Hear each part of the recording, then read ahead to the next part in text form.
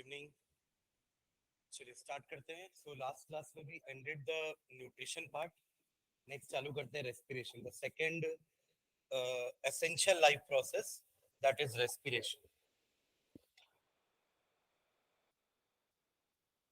The first essential life process was nutrition, है ना। उसको हमने दोनों हेडिंग्स में पढ़ा, प्लांट का अलग, एनिमल का अलग, है ना। रिवाइज भी कर लिए थे, लास्ट में पूरा समराइज किया था हमने कि प्लांट में हमने आपका फोटोसिंथेसिस पढ़ा, लाइट फेज में, डार्क फेज में, है ना। एक स्ट्रोमा रीजन में, एक ग्रेना रीजन में हो रहा है, दिन में क्या क्या एक्टिविटीज हो रही हैं, फिर डार्क फेज में क्या क्या एक्टिविटीज हो रही हैं, है ना। उसको अपन ने सारा रिएक्शन वाइज एनएडीपी एनएडीपीएच में कन्वर्ट हो रहा है, एडीपी एटीपी में। देन शाम के समय carbon dioxide is getting reduced to glucose with the help of NADPH, ATP and RUBP। वो केल्विन साइकिल बनाए थे लास्ट में। देन एनिमल में भी हमने पूरा होलोजोइक न्यूट्रिशन के पांचों स्टेप पढ़े, एक एक करके, इंजेशन से लेकर के digestion, then absorption, then assimilation and egestion. Then we studied alimentary canal, जिसमें ये सारे प्रोसेस होते हैं एक्सेप्ट एसिमिलेशन। बाकी चारों प्रोसेस आपके एलिमेंट्री कैनाल में ही होते हैं। कौन कौन से चार प्रोसेस? इंजेशन माउथ से होगा, डाइजेशन आपके पूरे एलिमेंट्री कैनाल में होगा, starting from mouth till small intestine, absorption small intestine में होगा, एसिमिलेशन सेल में होता है, वो हमारे एलिमेंट्री कैनाल में नहीं होता, and egestion from large intestine, NS. ठीक है, तो वो हमने पूरा एलिमेंट्री कैनाल पढ़ लिया था। उसका पूरा जितना भी ग्लैंड सिस्टम है हमने पूरा पढ़ लिया था, कितने कितने ग्लैंड्स हैं, हर ग्लैंड में कौन कौन से एंजाइम्स हैं और हर एंजाइम का क्या क्या काम है, राइट। तो न्यूट्रिशन हमारा पूरा कंप्लीट हो गया था। नेक्स्ट हम स्टार्ट करेंगे रेस्पिरेशन। तो जब मैं रेस्पिरेशन की बात करता हूं तो रेस्पिरेशन बेसिकली दो फेज में होता है। पहला पार्ट होता है breathing, that is air in air out, है ना। Oxygen in oxygen, carbon dioxide out बोलना थोड़ा गलत हो जाएगा, क्योंकि आप सिर्फ ऑक्सीजन नहीं ले सकते ना, आप तो एयर इनहेल कर रहे हो, आपके अराउंड सिर्फ ऑक्सीजन थोड़ी ना है, एयर है। तो we are actually taking the air in. आप ये बोल सकते हैं that air which is getting in is rich in oxygen and the air which is going out is rich in carbon dioxide। हाँ, उसमें कार्बन डाइऑक्साइड की मात्रा ज्यादा है और जो हमारी एयर अंदर जा रही है उसमें ऑक्सीजन की मात्रा ज्यादा है, राइट। ऐसा बोल सकते हैं, बट सिर्फ ऑक्सीजन इनहेल कर रहे हैं और कार्बन डाइऑक्साइड एक्सहेल कर रहे हैं, ये बोलना भी गलत हो जाएगा। तो एक्चुअली में हम air in and air out कर रहे हैं, ठीक है। तो ये प्रोसेस हो गया ब्रीदिंग। एंड सेकेंड प्रोसेस कहलाता है cellular respiration. Cellular respiration which takes place inside the cell, इसलिए नाम भी उसका सेलुलर है ना, because it is taking inside the cell। तो cellular respiration takes place inside cell, जहां पे एक्चुअली में हमारा जो ग्लूकोज है या जो हमारा फूड है that is broken down into energy। और एक्चुअली में ये प्रोसेस हो कर रहा है inside the cell, it is taking place in mitochondria. तभी ना उसको हम powerhouse of the cell बोलते थे, क्योंकि वहीं पे एक्चुअली में आपका खाने का ब्रेकडाउन हो रहा है और एनर्जी बन रही है in the form of ATP. समझ रहे हैं? ठीक है, तो पहले हम सेलुलर रेस्पिरेशन देखते हैं, फिर हम ब्रीदिंग में आएंगे। क्योंकि ब्रीदिंग के लिए तो मुझे ऑर्गन देखना पड़ेगा, है ना, क्योंकि हमारे पास ब्रीदिंग का ऑर्गन जैसे लंग्स है, वैसे अलग अलग एनिमल्स के पास अलग अलग टाइप के ऑर्गन्स होते हैं फॉर ब्रीदिंग, है ना। हम पहले बात करते हैं सेलुलर रेस्पिरेशन की कि इसमें क्या होता है, ठीक है। तो अब एक्चुअली इसके अंदर भी हम दो पार्ट पढ़ेंगे कि रेस्पिरेशन दो टाइप के होते हैं, एक एरोबिक और दूसरा होता है आपका anaerobic. One takes place in the presence of oxygen and another takes place in the absence of oxygen। Oxygen is not required। समझ रहे हैं? एनर्जी दोनों में बनेगी, but one takes place in presence of oxygen and another in absence of oxygen। ठीक है, चलो इसी से स्टार्ट करते हैं। हेडिंग डालनी है सब, रेस्पिरेशन। ठीक है, इसमें लिखेगा रेस्पिरेशन में, process of respiration can be divided into, process of respiration can be divided into, process of respiration can be divided into two categories, can be divided into two categories। Can be divided into two categories. First लिख लो aerobic respiration, AEROBIC, aerobic respiration. Hyphen डाल के इसमें लिखना, aerobic respiration में hyphen डाल के. It occurs with the help of oxygen. पहला लिख रहे अपन एरोबिक, है ना, aerobic respiration. It occurs with the help of oxygen and is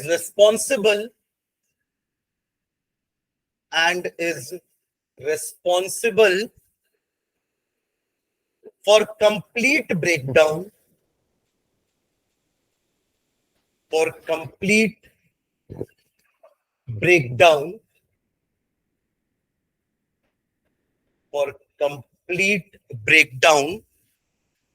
of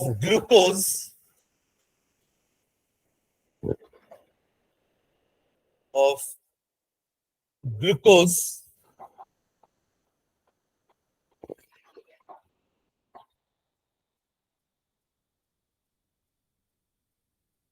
into carbon dioxide and water. तो ये एक्चुअली हमारे अंदर हो रहा है ना, the reaction which is actually taking place inside our body. The food which is in the form of glucose is broken down into carbon dioxide and water. ठीक है, और ये हो किसके प्रेजेंस में रहा है? ऑक्सीजन के प्रेजेंस में, इसलिए एरोबिक बोल रहे हैं. ठीक है, इसका रिएक्शन लिखते हैं. C6H12O6 plus O2 gives CO2 plus H2O. आप लोग बैलेंस करेंगे इसको, है ना, प्लस एनर्जी मिलेगी 686 किलो कैलोरी. ये मैं वैल्यू लिख दिया हूं 686 किलो कैलोरी के फॉर्म में. 686 किलो कैलोरी.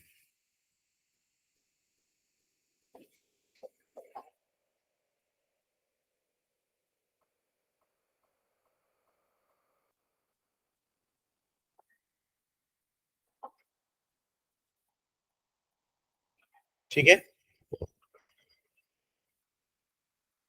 सेकेंड कैटेगरी लिखेंगे. एक कैटेगरी हमारी एरोबिक होगी, सेकेंड कैटेगरी लिखना anaerobic.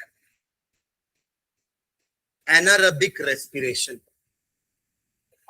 Anaerobic respiration, anaerobic respiration. इसमें लिख लो incomplete breakdown of glucose, incomplete breakdown of glucose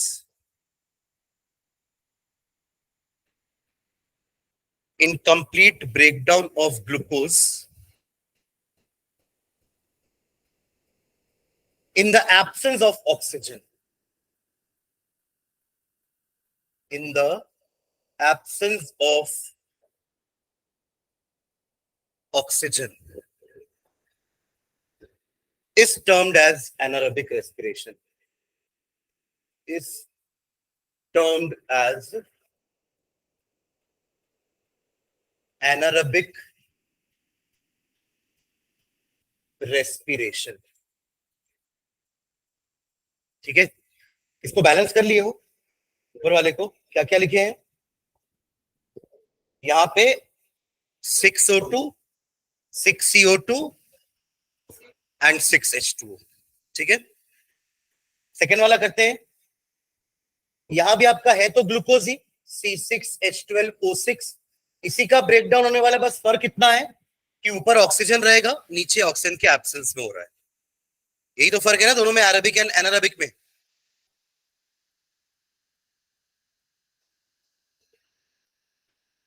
but product में भी फर्क होगा, क्योंकि यहाँ पे कंप्लीट ब्रेकडाउन हो रहा है. देखो यहाँ पे हमने लिखा ना एक वर्ड कंप्लीट ब्रेकडाउन, और यहाँ हम क्या लिख रहे हैं?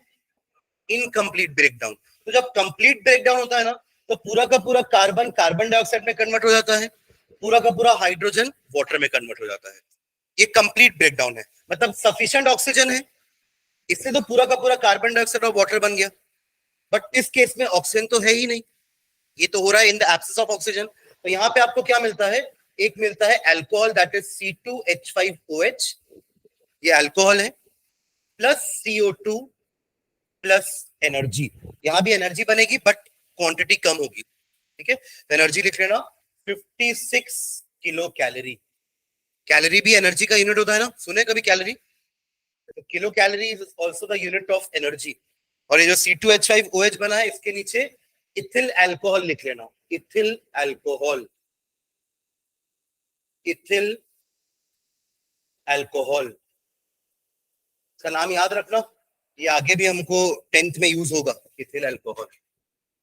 C6H12O6 is your glucose. It is breaking down in the absence of oxygen to give ethyl alcohol, carbon dioxide and 56 kilocalorie of energy. ठीक है, क्लियर है? तो 3 डिफरेंस हो गया अभी। पहला डिफरेंस है दोनों के बीच में presence of oxygen, absence of oxygen. दूसरा difference complete breakdown, incomplete breakdown. And तीसरा डिफरेंस यहाँ पे CO2H2O बनता है, यहाँ पे आपको इथेनॉल मिलता है। एंड चौथा डिफरेंस, एनर्जी ज्यादा लिबरेट हो रही है ना एरोबिक में in comparison with anaerobic. Anaerobic में एनर्जी कम हो रही है, लिबरेट, राइट? समझ गए ना ये दोनों का डिफरेंसेस, ठीक है।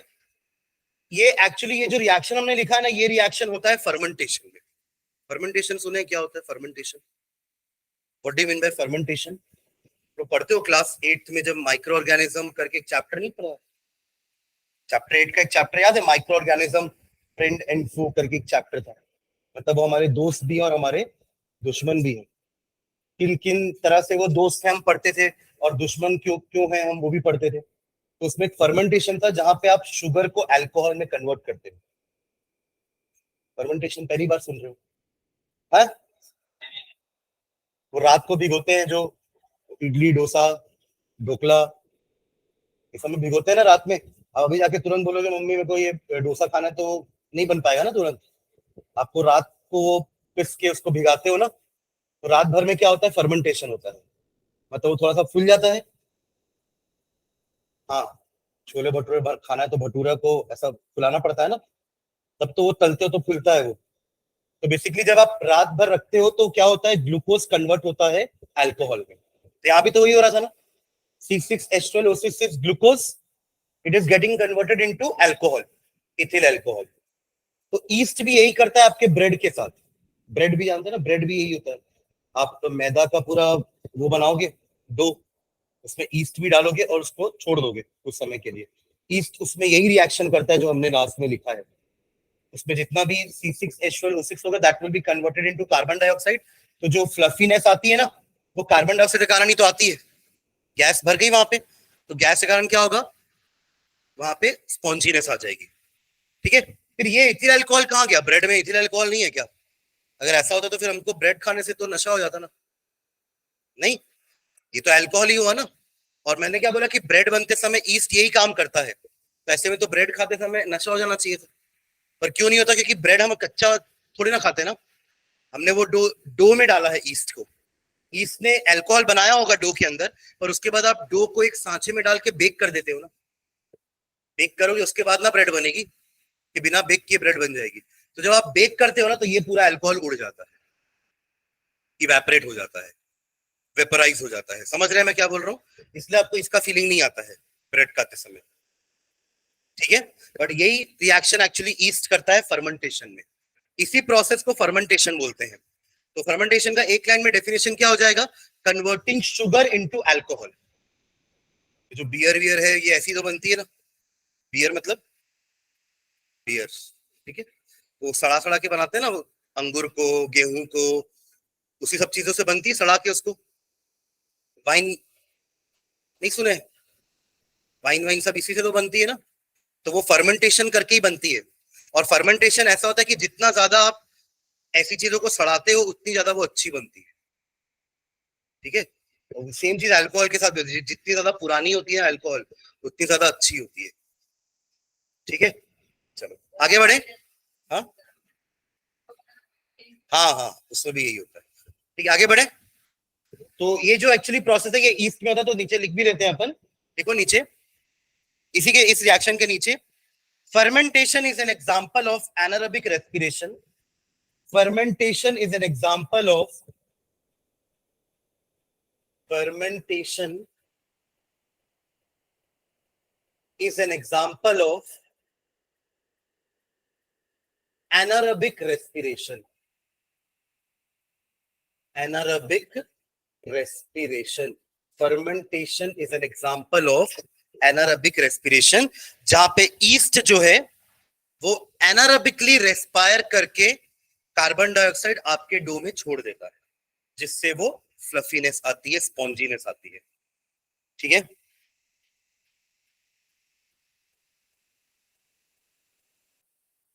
Done.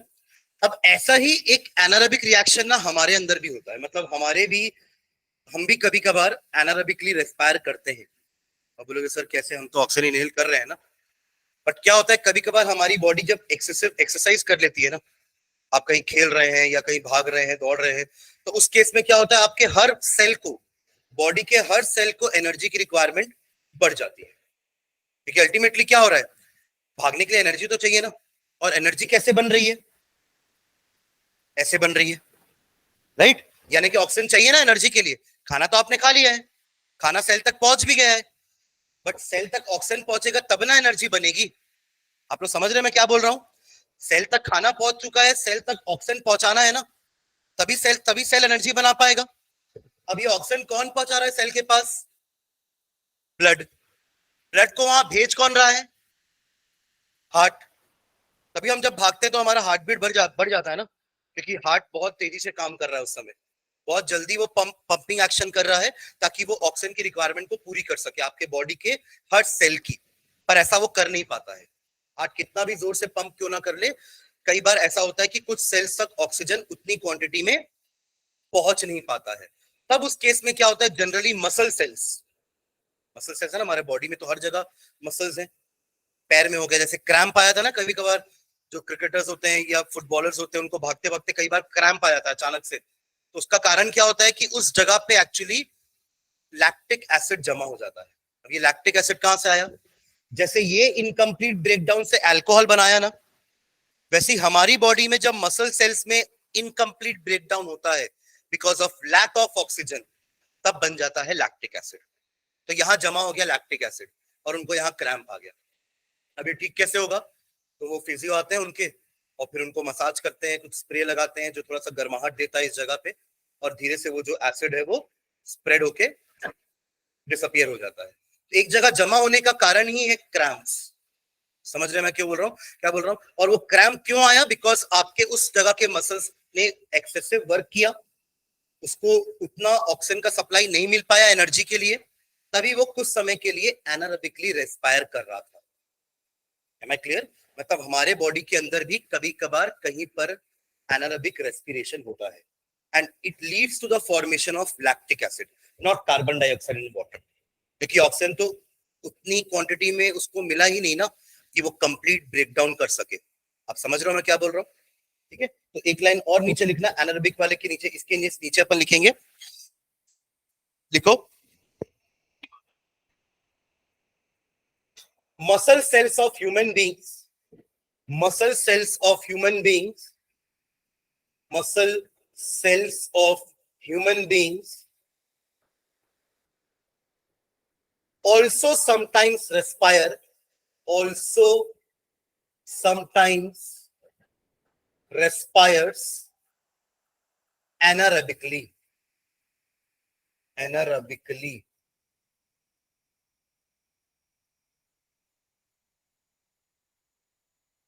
because of because of lack of supply of oxygen, lack of supply of oxygen during excessive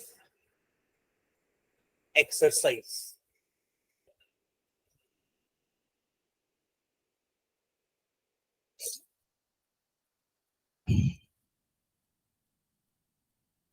ठीक है, तो उसका रिएक्शन नीचे लिख रहा हूं, वहां भी आपका यही होगा, ग्लूकोज C6H12O6, राइट। वहां भी ऑक्सीजन नहीं है, वो भी एनारोबिक रेस्पिरेशन कर रहा है, तो breaks down into C3H6O3। Just मैंने आधा कर दिया इसका। ये लैक्टिक एसिड का फॉर्मूला होता है। This is the formula for lactic acid plus plus आपका एनर्जी, प्लस एनर्जी, ठीक है। यहां 2 लिख दो सामने बैलेंस करने के लिए, है ना, क्लियर है।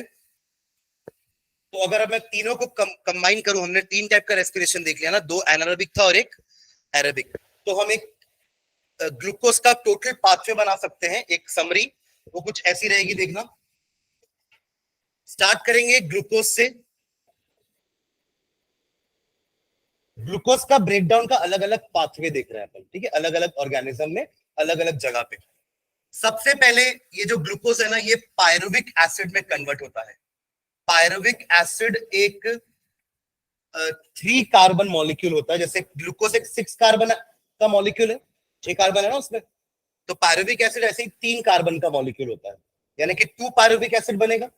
जस्ट लाइक जैसे लैक्टिक एसिड 2 बन रहा है, वो भी तो 3 कार्बन का मॉलिक्यूल है ना। Lactic acid is also the molecule containing 3 carbon.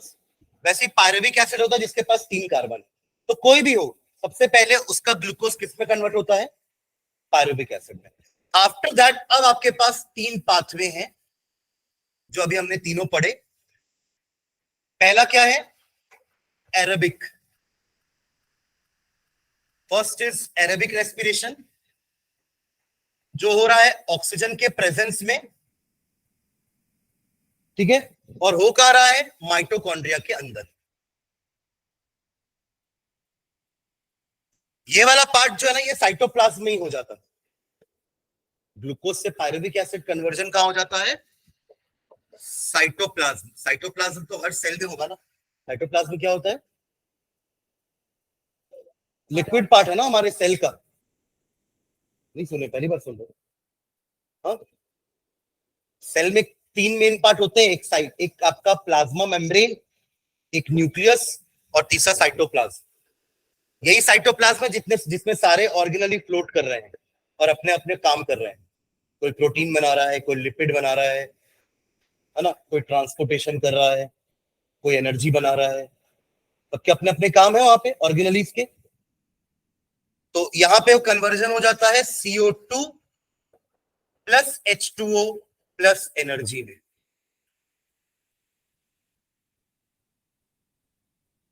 ठीक है। सेकेंड होगा एनारोबिकली।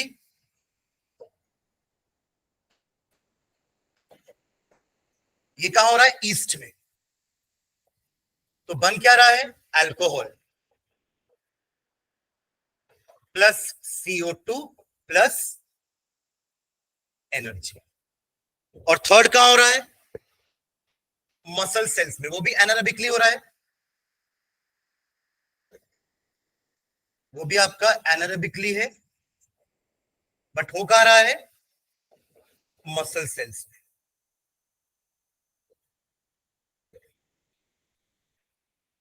और बन क्या रहा है वहां पे, lactic acid and energy.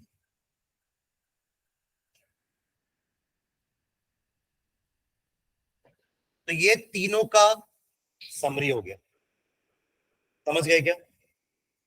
This is the 3 different pathway जिससे ग्लूकोज का ब्रेकडाउन होता है इन डिफरेंट ऑर्गेनिजम्स। समझ गए ना। पहला और तीसरा हमारा है, बीच वाला ईस्ट का, ठीक है, इसको बना लो।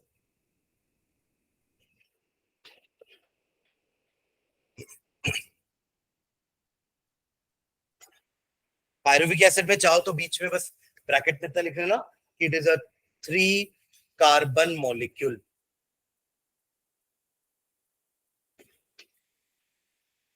और सब में आप ईस्ट में ले लो या हमारे माइटोकॉन्ड्रिया के अंदर ले लो या मसल सेल्स में ले लो, सबसे पहले ग्लूकोज पायरुविक एसिड में ही चेंज होगा, ठीक है।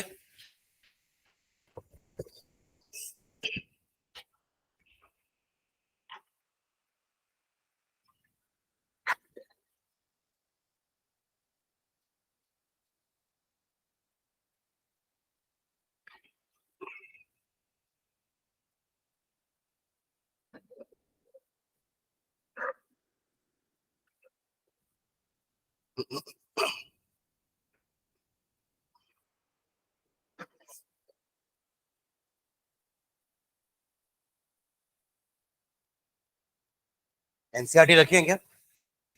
निकालना एनसीईआरटी।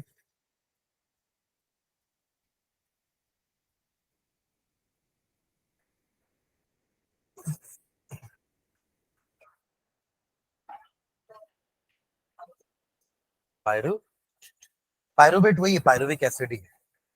मतलब पायरोवेट आयन हो गया, जैसे एसिटिक एसिड होता है और एसिटेट आयन होता है, तो पायरोविक एसिड बना पायरोवेट आयन से ही है। निकाले बुक, रेस्पिरेशन निकालना। उसमें देखना ये चार्ट बना होगा एक जगह पे, और देखना उसमें इसके नीचे नाम क्या लिखा हुआ है फिगर का, है वही breakdown of glucose by various pathways in different organisms. ठीक है, समझ गया ना, ये वही चीज है। और इसी से रिलेटेड एक क्वेश्चन भी है, अगला पेज पलटाओ। इंटेक्स क्वेश्चन देखो एक बार। इंटेक्स क्वेश्चन में क्वेश्चन नंबर 2 देखना, उसका क्या है, रीड करो जोर से। व्हाट आर द,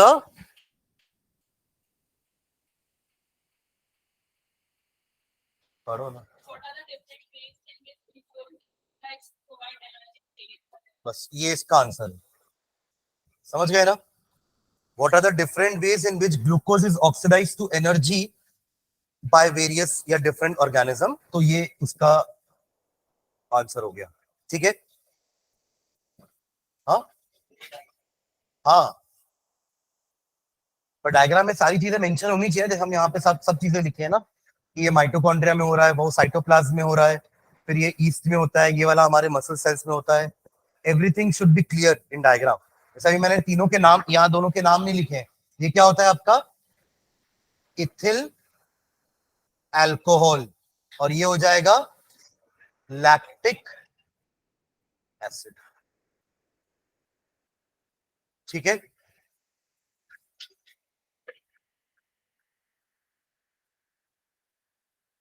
वही एटीपी के फॉर्म में बोलेंगे ना, तो ये एनर्जी को आप 38 एटीपी भी लिख लेना, 38 एटीपी। सबसे ज्यादा एरोबिक रेस्पिरेशन में ही एनर्जी बनेगी, बाकी आपके इनमें तो 2 एटीपी एनर्जी बनती है, वेरी लेस। ठीक है, तो एक लाइन और नीचे लिख लेना ये डायग्राम के बाद। Energy released, energy released during respiration, energy released during respiration, energy released,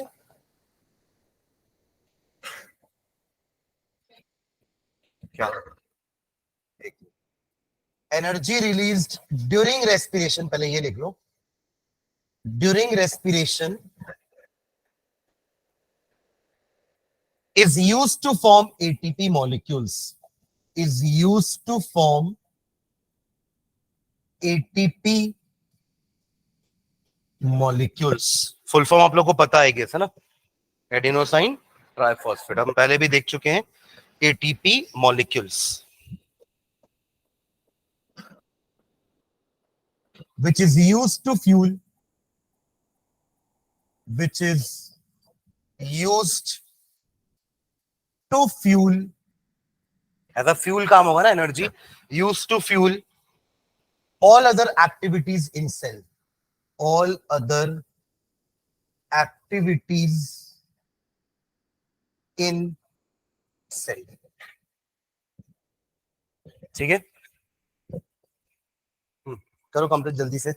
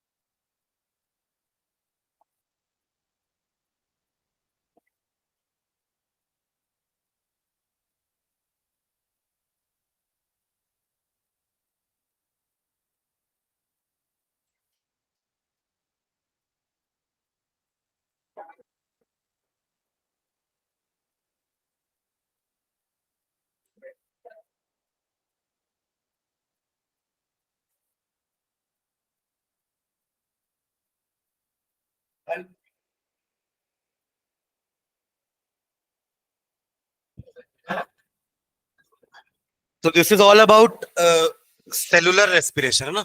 अब बात करते हैं ब्रीदिंग की। एक्सचेंज ऑफ गैस, ब्रीदिंग का मतलब क्या होता है? Exchange of gas. किसके किसके बीच में एक्सचेंज हो रहा है? कार्बन डाइऑक्साइड बाहर आ रहा है, ऑक्सीजन अंदर आ रहा है, एक्सचेंज। ठीक है, ये हो गया सबका। चलो नेक्स्ट लाइन डालना। Exchange of gases in animals, exchange of gases in animals. तो अरेबिक और एनारेबिक में डिफरेंस बिटवीन आएगा तो लिख सकते हैं ना, 4-5 पॉइंट तो हो ही जाएगा रिएक्शन के साथ। हाँ, तो अगला हेडिंग रहेगा exchange of gases in animals, exchange of gases in animals. ठीक है, सबका एक तरीका नहीं होता, है ना, गैस इन और गैस आउट करने का। हम लंग से करते हैं, आपका ये अमीबा अपने सेल से करता है डायरेक्टली डिफ्यूजन से, फ्रॉग बॉडी से कर रहा है, व्हाट अबाउट फिश, गिल से कर रही है। तो सबके अलग अलग तरीके होते हैं गैसेस एक्सचेंज के। ठीक है, तो पहले अपन बात करेंगे लोअर ऑर्गेनिजम्स की, जो सिंगल सेल वाले हैं, अमीबा, पैरामीशियम। ठीक है, तो लिखना इसमें नीचे सबसे पहले exchange of gases, first point डाल के, exchange of gases in lower organisms, exchange of gases in lower organisms, in lower organisms। ठीक है, ओके, लिखेंगे इसमें इन लोअर ऑर्गेनिजम्स लाइक, इन लोअर ऑर्गेनिजम्स लाइक, इन lower organisms like amoeba. Shape कैसा था इसका? Amoeboid ना, रैंडम शेप। तो हम पैरामीशियम, इसका बताया था पैरामीशियम का क्या शेप? चप्पल जैसा ना, देखो नाम में भी पैर है ना इसके, तो याद भी रहेगा, पैर, चप्पल।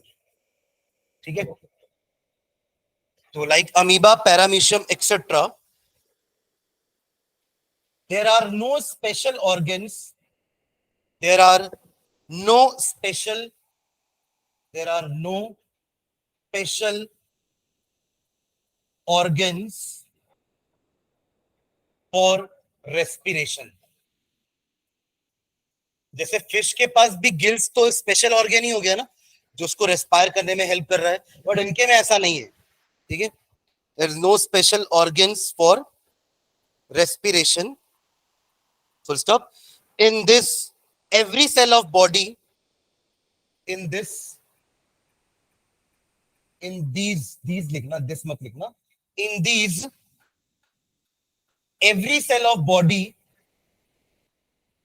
every cell of body, every cell of body is in direct contact with water, is in direct,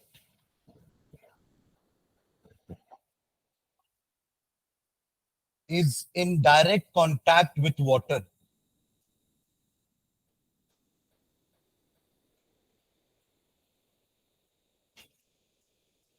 So there is direct exchange, so there is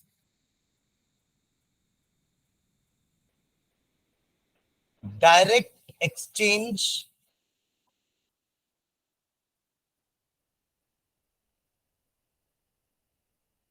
between oxygen, between oxygen of water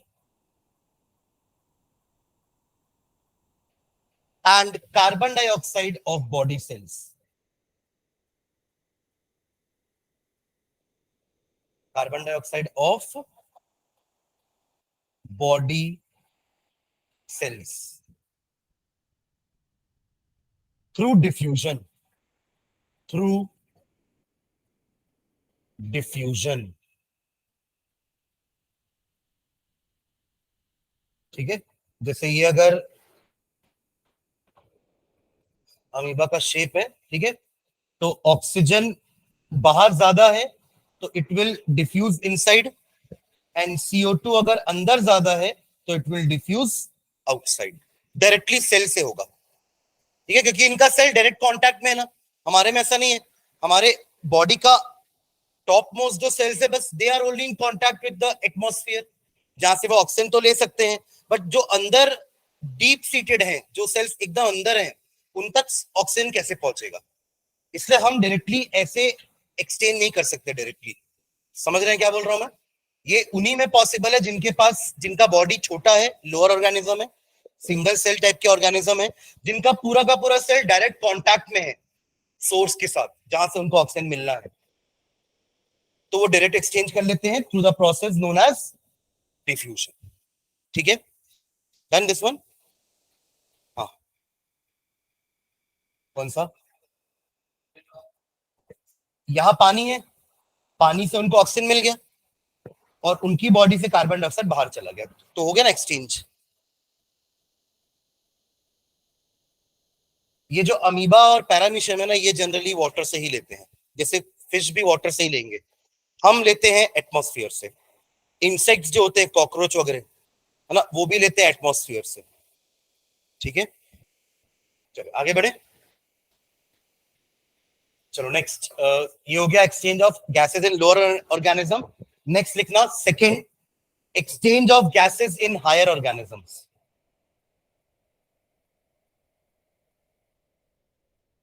exchange of gases in higher organism. अब इनमें अलग अलग तरीके हैं, इसमें हमारा तरीका भी आ जाएगा, through lungs.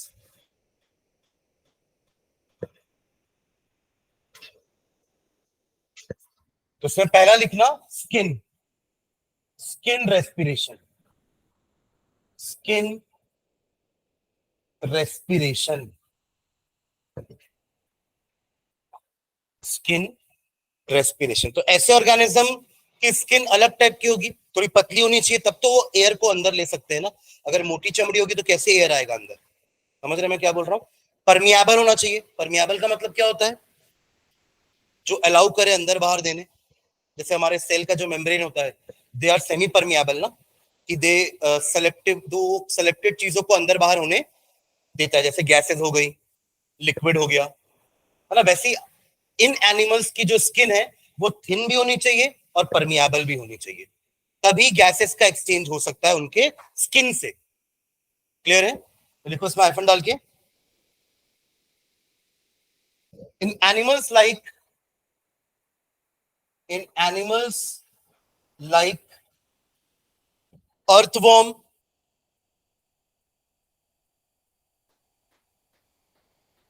frogs, etc., exchange of gases occurs through skin.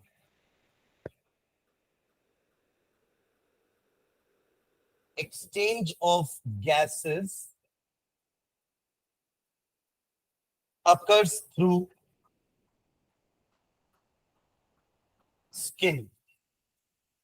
Occurs through skin. Which is, अब स्किन की क्वालिटी लिख रहे हैं ना, उनकी स्किन कैसी होनी चाहिए?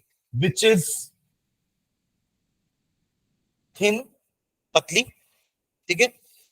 फिर moist,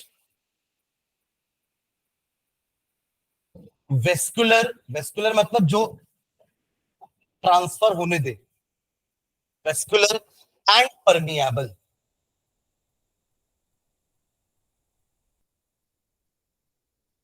thin, moist, vascular and permeable.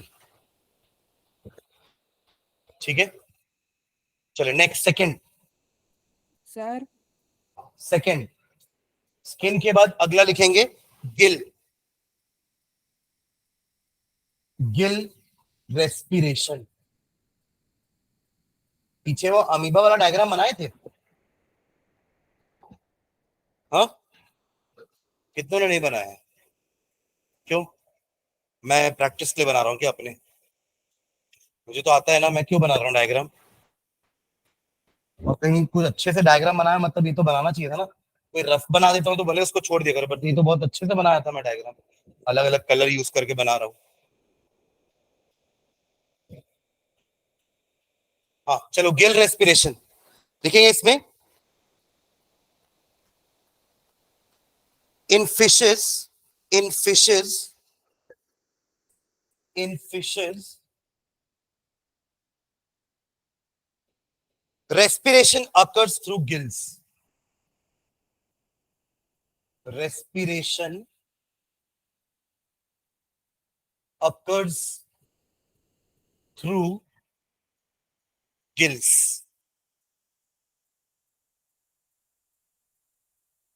Full stop. इनके में ऑक्सीजन, क्या ऑक्सीजन का सोर्स वाटर ही होगा इनके में भी? ठीक है, एक लाइन लिखना अगले लाइन में।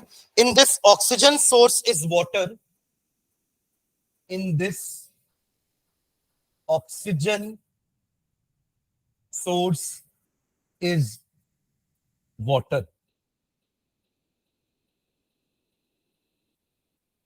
इन बोनी फिशेस, फिश भी दो टाइप की होती है ना, एक कार्टिलेज फिश होती है और एक बोनी। कार्टिलेज क्या होता है? पहली बार सुन रहे कार्टिलेज वर्ड? कहाँ सुने? हाँ, बैकबोन। अरे वो कार्ट्रेज होता है, फिर कार्ट्रेज तो प्रिंटर में भी होता है। कार्टिलेज बोल रहा ना भाई। हाँ, कान में जो है फ्लेक्सिबल वाला आपका कनेक्टिव टिश्यू, याद आया? हमने टिश्यूज पढ़ा था ना लास्ट ईयर कि कनेक्टिव टिश्यू होता है, एपिथेलियल होता है, मस्कुलर होता है, नर्वस होता है। तो उसमें मस्कुलर आपके कनेक्टिव टिश्यू के अंदर तीन टाइप के होते थे, एक प्रॉपर, एक आपका हार्ड वाला और एक लिक्विड वाला। लिक्विड वाले में ब्लड एंड लिम्फ पढ़ते थे, हार्ड वाले में बोन एंड कार्टिलेज पढ़ते थे, और सॉफ्ट वाले में एरियोलर टिश्यू, टेंडन, लिगामेंट। पहली बार सुन रहे सब?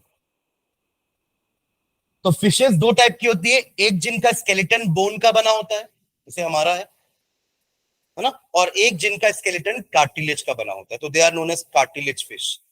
तो बोनी फिशेस में, in bony fishes gills are present, gills are present. Gill और कहां सुने हो? शुभमन गिल। तेरे से एक्सपेक्टेड था मेरे को answer, Shubman Gill. Gills are present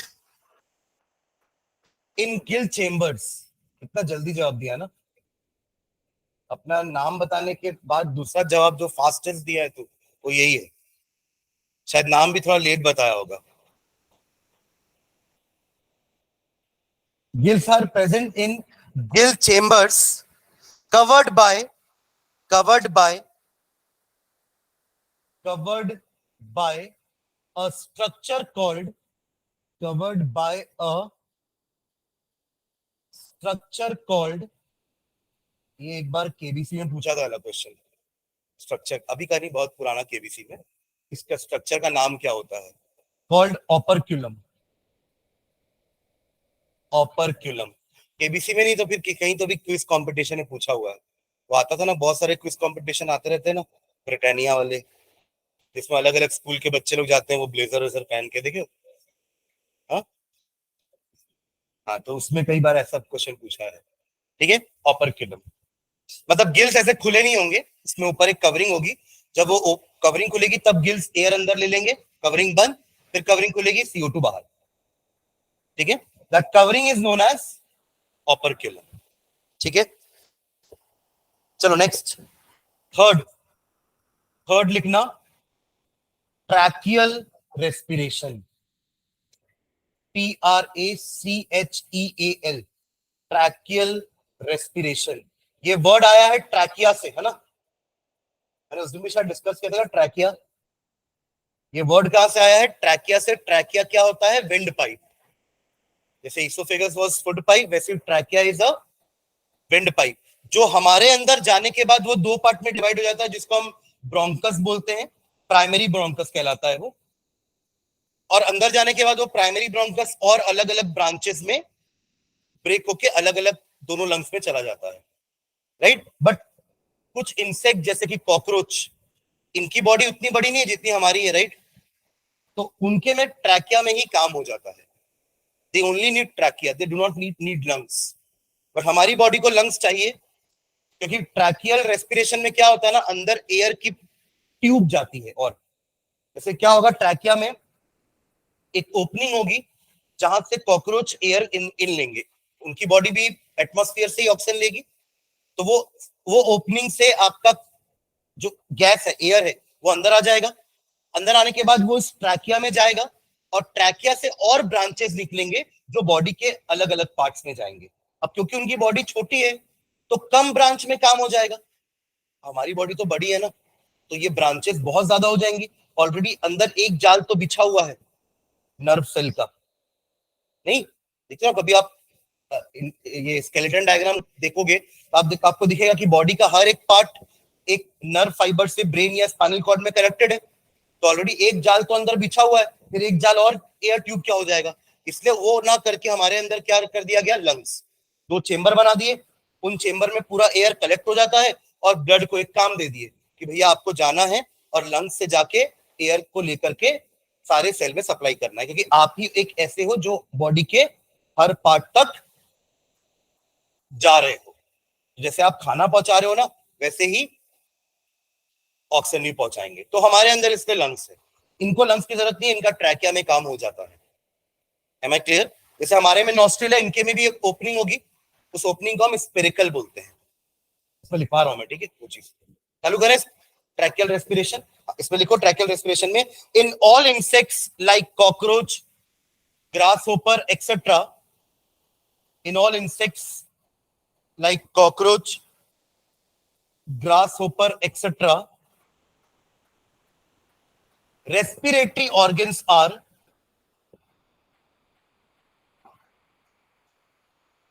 in all insects like cockroach, और क्या बोला मैंने, ग्रास हॉपर। स्पाइडर भी लिख लेना ना, स्पाइडर, स्पाइडर जानते हैं ना, मकड़ी। पर स्पाइडरमैन के पास लंग्स है ना?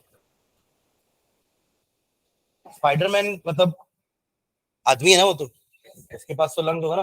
कॉकरोच, और क्या बोला अभी, ग्रास हॉपर, स्पाइडर, बस स्पाइडरमैन नहीं, स्पाइडरमैन लंग्स में लिखेंगे, ठीक है। स्पाइडर एक्सेट्रा, कॉमा डाल के, respiratory organs,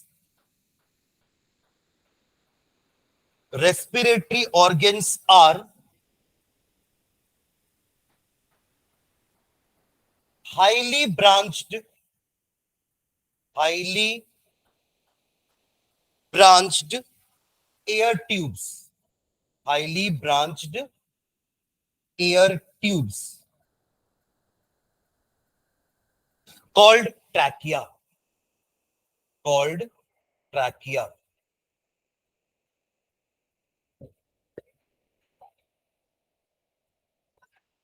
called trachea, full stop. These trachea, these trachea are connected to atmosphere, are connected to atmosphere by minute openings called, क्या नाम बताया था मैंने ओपनिंग का, openings called spiracle, spiracle, spiracle, spiracles लिख लेना, क्योंकि ओपनिंग्स बोल रहे हैं ना, एक ओपनिंग नहीं होगी। जैसे कॉकरोच में 10 पेयर्स ऑफ स्पिरिकल्स होते हैं, ठीक है। ये सब स्पिरिकल्स जाके ट्रैकिया में मिक्स हो जाते हैं, और ट्रैकिया से अलग अलग ब्रांचेस निकलती है, air tubes, highly branched air tubes, ठीक है।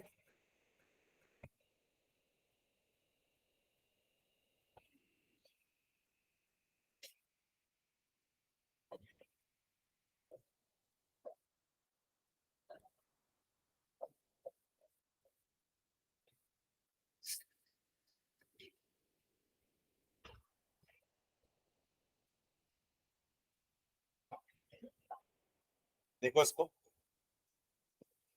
स्पेरिकल दिख रहा है, ये है ना स्पेरिकल। तो यहां से ऑक्सीजन इन, ये इंसेक्ट की आउट बॉडी का आउटर पार्ट है ना ये वाला, तो वहां पे स्पेरिकल है opening, that is going into trachea, air गया ट्रैकिया में। अब यहाँ पे ब्रांचेस चालू हो जाएंगी, एक ब्रांच इधर गई, एक ब्रांच इधर, वो जाके और हाईली ब्रांच्ड एयर ट्यूब बन रहे हैं, और ये डायरेक्टली सेल से कनेक्ट हो जाएंगे जा जाके, समझ रहे हैं? तो these are those highly branched air tubules जिसको हम ट्रैकिया बोल रहे हैं, and outer opening is spherical. Clear है? हाँ, चलिए। तो दिस इज ट्रैकियल रेस्पिरेशन। अगला है हमारा lungs.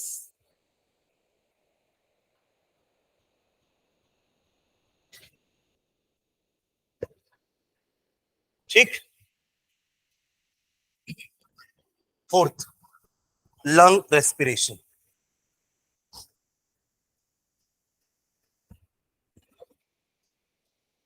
Lung respiration, that will be fourth, है ना? एनिमल में ही fourth type, depending upon the complexity of body. किसी की बॉडी बहुत सिंपल है तो स्किन से काम हो जा रहा है ना? किसी की थोड़ी सी कॉम्प्लेक्स है तो गिल्स लग रहा है, अलग ऑर्गन, स्पेरिकल लग रहा है थोड़ा अलग ऑर्गन, और हमारी और ज्यादा कॉम्प्लेक्स है, millions and billions of cells, तो हमारे में लंग रेस्पिरेशन। ठीक है,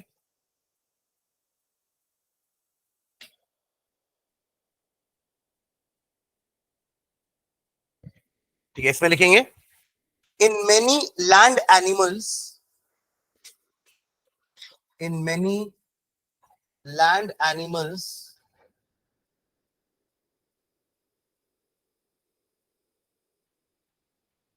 in many land animals and amphibians। amphibians क्या होते हैं? amphibians क्या होते हैं? हाँ, the organism which can live on land as well as in water, तभी तो एम्फी वर्ड आया है वहां पे। तो क्या लिखे? In many land animals and amphibians, comma reptiles. Reptiles क्या होते हैं? जो रेंगते हैं ना। Birds and mammals, birds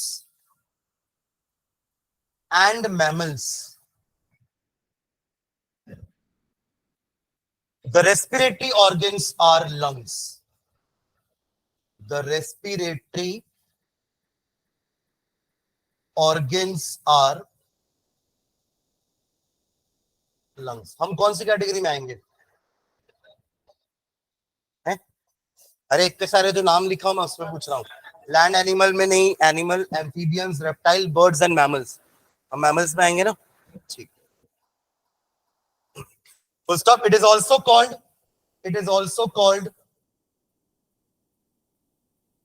it is also called pulmonary respiration. Pulmonary respiration, pulmonary respiration. जब हम बायोलॉजी की बात करते हैं तो बॉडी के हिसाब से अलग अलग टर्म्स यूज होते हैं। जैसे हार्ट के लिए कार्डियक वर्ड यूज करते हैं, स्किन के लिए डर्म वर्ड यूज करते हैं, डर्मेटा स्किन होता है ना। जैसे आप डॉक्टर्स भी देखते हैं ना तो अलग अलग नाम होते हैं ना। एक आपके कार्डियोलॉजिस्ट होंगे, कार्डियक वाले, हार्ट वाले, फिर एक आपके जो हड्डी वाले को क्या बोलते हैं, और ऑर्थो ना, ऑर्थो होंगे। तो अलग अलग जो शरीर का नाम है उसके हिसाब से उनका डेजिग्नेशन होता है, राइट? तो वैसे ही लंग के लिए ना हम पल्मोनरी वर्ड यूज करते हैं, हार्ट के लिए कार्डियक वर्ड, ऐसे किडनी के लिए रीनल वर्ड। तो ये अलग अलग वर्ड्स अलग अलग पार्ट्स के लिए यूज होंगे। ठीक है, तो it is also known as pulmonary respiration, full stop. हमारा सोर्स क्या है? Oxygen, air. एक लाइन और लिखना, in this the source of oxygen is air. क्या हो गया? In this source of oxygen is air. ठीक है, बाकी इसको अपन नेक्स्ट क्लास में कंटिन्यू करेंगे, बट आने से पहले लंग्स का एक डायग्राम बना के ले आना ना। लंग्स रेस्पिरेशन के लिए लंग्स का डायग्राम बनाएंगे प्रॉपर। वो आदमी आदमी बाहर का नहीं चाहिए, हमको स्टार्ट करना है नॉस्ट्रल से। नॉस्ट्रल पहला वर्ड होना चाहिए और डायफ्राम आखिरी। डायफ्राम जो हमारा है वो लास्ट ऑर्गन होना चाहिए रेस्पिरेटरी सिस्टम में, ठीक है। फिर आगे नेक्स्ट क्लास में कंटिन्यू करते हैं इसको। चलिए, थैंक यू।